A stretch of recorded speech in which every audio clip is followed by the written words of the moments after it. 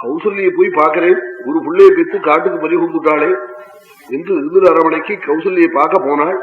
பரதன் சத்ருகனோட. பரதன் தன் வீட்டுக்கு வரத்த நேரம் உட்கார்ந்து கண்ணு கண்ணீருமா கதறிட்டு இருக்கிற கௌசல்ய பார்த்துவிட்டு பக்கத்துல இருந்த சுமித்திரையை கூப்பிட்டு, கட்டணக்காரியினுடைய புள்ள வராண்டியதோ, அவன் தீர்க்க தரிசீடி, அம்மாட்ட சொல்லி வச்சு ராஜ்யங்கள் எல்லாம் வாங்கி தசரதன் காலமான பிறகு எனக்கு சொல்லி அனுப்புன்னு சொல்லி அப்படி சொல்லி வச்சு வராண்டின்னு சொன்னாளா.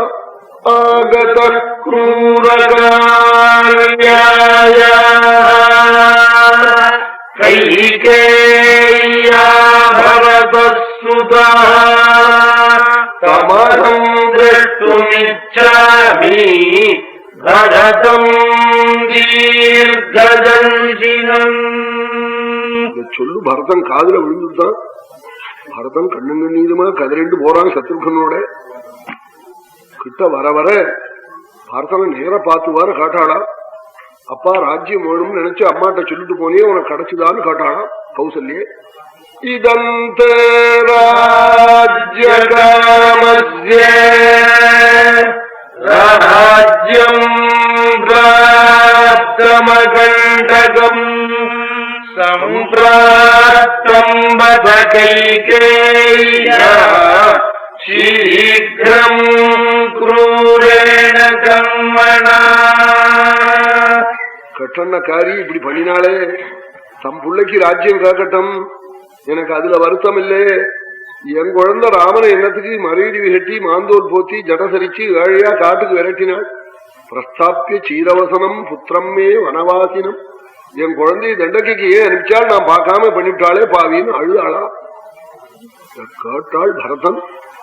உடனே என்ன பண்ணினான். இதோட நிறுத்தல கௌசல்ய. என்ன காட்டுக்கு அனுப்பிச்சு விடுவளவள் இனிமே என்னை வச்சுக்க மாட்டாள். அல்லது பரதா நீயாவது என்ன காட்டுக்கு அனுப்பிச்சு விடு, இனிமே நான் இங்க இல்லை, அல்லது நானே பரப்பிட்டு விடுறேன் இப்படி சொன்னாலாம் கௌசல்யே.